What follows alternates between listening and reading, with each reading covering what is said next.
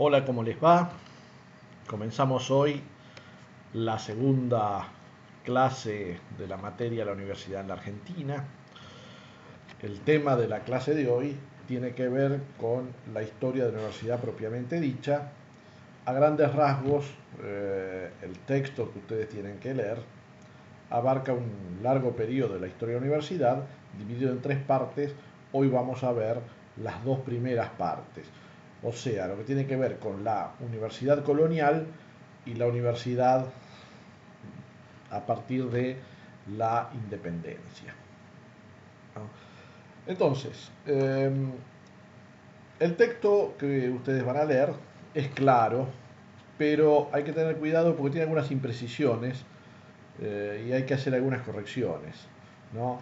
Básicamente, en, en varias partes, hablando de la época de Rivadavia, habla de la mina La Fátima. Bueno, eso no es así, hay que tener en cuenta que era el mineral de Famatina. La segunda tiene una confusión, un pequeño error histórico que dice que la ciudad de La Plata fue fundada por Roca y en realidad fue fundada por Dardo Rocha. Y la tercera cuestión que habría que precisar es que el texto da a entender que el sufragio universal en las elecciones fue implementado por el presidente Irigoyen, cosa que no fue así, fue implementado por el presidente anterior, Victorino de la Plaza, en base a las instrucciones del presidente Roque Sáenz Peña. Pero bueno, esos detalles para tener en cuenta no hacen a la esencia del texto. El texto es un análisis de la universidad, pero la universidad está en un contexto. Entonces, hay cuatro aspectos, ¿no?, de la historia de la universidad. La institución educativa en sí, el contexto histórico, qué estaba pasando en ese momento, eh, el modelo, digamos, de desarrollo que tenía el país en ese momento y el sistema político o la política. Entonces, todo esto va a estar quizás un poco mezclado o interrelacionado, como podemos decir. Entonces, vamos concretamente al tema de la universidad colonial. Ustedes saben que a partir de la toma de posesión de América por el Reino de Castilla, luego España, todas las tierras de este continente pertenecían, o casi todo el continente, pertenecía a la corona española.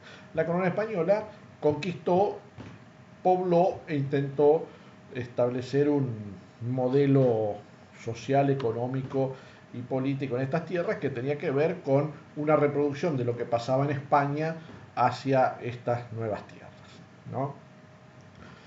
En ese sentido, a semejanza de lo que estaba ocurriendo en España, se fundaron universidades, ¿no? Eh, Siguiendo el modelo castellano, el modelo español, de las famosas universidades españolas, la más conocida de todas, la Universidad de Salamanca, ¿no? Se establecieron en América varias universidades, ¿no? En nuestro actual territorio argentino, la universidad fundada en el año 1613 fue la Universidad de Córdoba, o sea, es la primera universidad del país, ¿no? Antes de Córdoba había, o fuera del territorio argentino, pero también formando parte de lo que hoy día es el virreinato, estaba la Universidad de Chuquisaca en el actual territorio de Bolivia, ¿no?, donde muchos próceres argentinos estudiaron allí, ¿no? Entonces, en 1613 se funda la Universidad de Córdoba, cuando esta región, lo que hoy sería la Argentina, eran provincias que dependían del virrey del Perú, ¿no? En 1776 se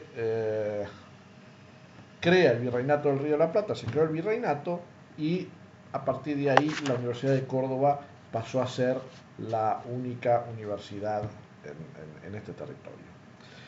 La universidad, en la visión española, la universidad en América, tenía dos funciones básicas, ¿no?, la ocupación territorial y la ocupación administrativa. ¿Qué quiere decir esto? ¿Qué sería la ocupación administrativa?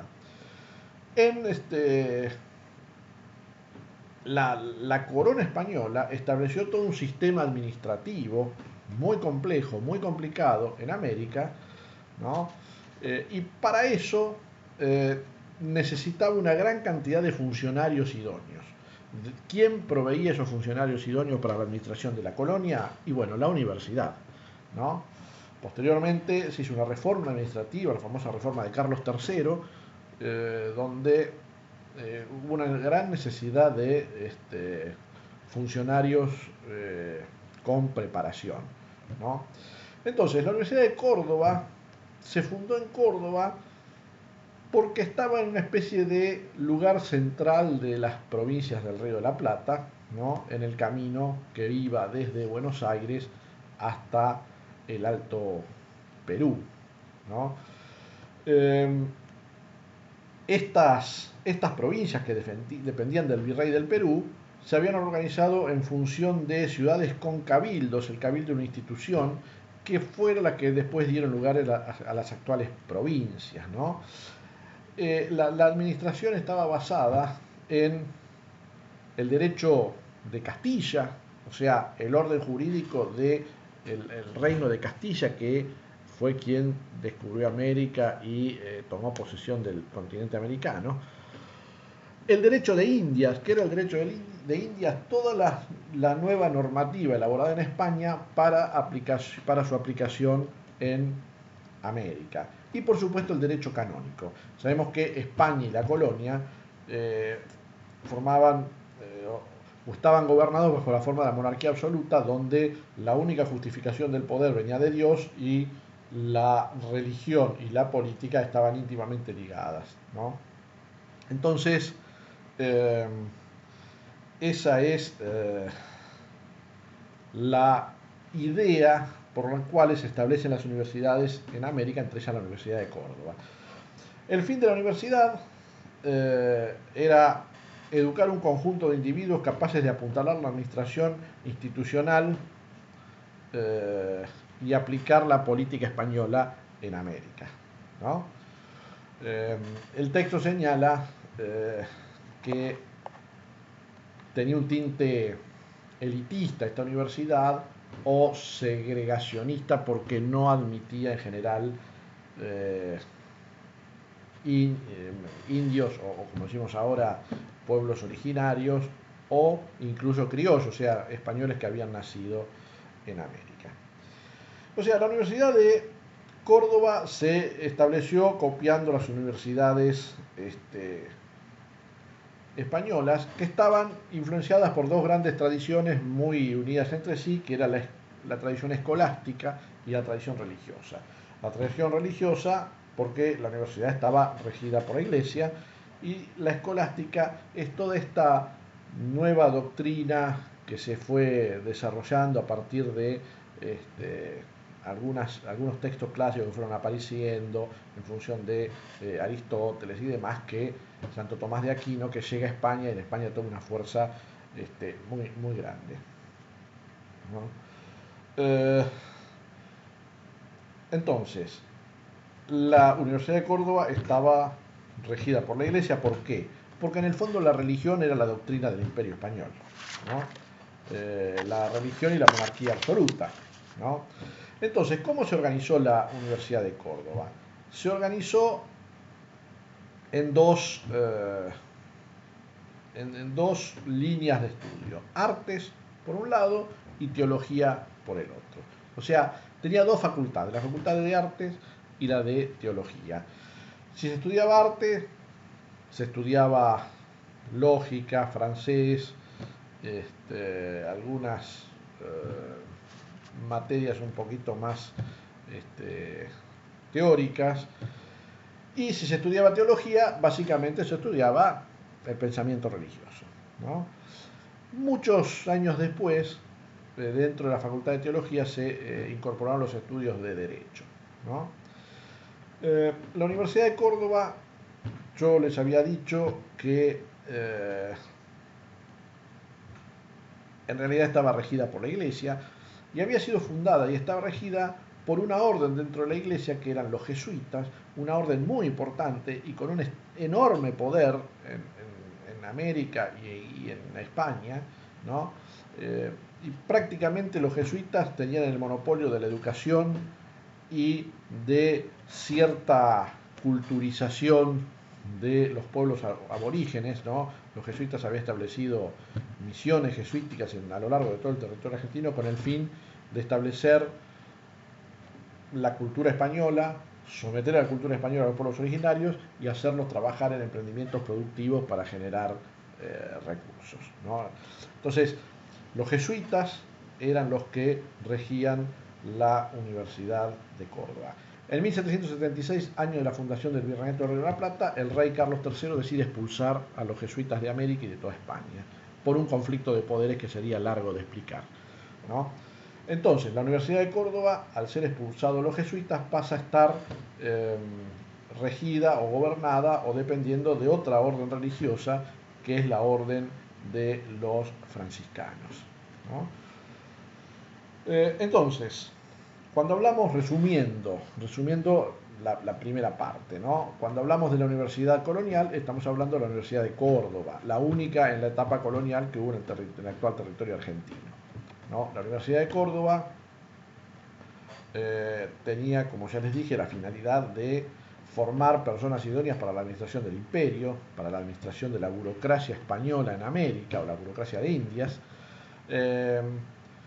y esa era la función principal, y para ello se enseñaba artes y teología y posteriormente derecho o leyes, como se decía en esa época, ¿no? Entonces, lo importante a saber es que la universidad era la copia de lo que estaba pasando con las universidades españolas, ¿no? Tenían estas funciones y además la función de irradiar la cultura española, ¿no?, sobre estas tierras. Posteriormente, la Universidad de Córdoba, luego de la independencia, pasa a formar parte o a estar sometida a la provincia de Córdoba, ¿no?, ya cuando de alguna manera se libera de la tutela de la religión.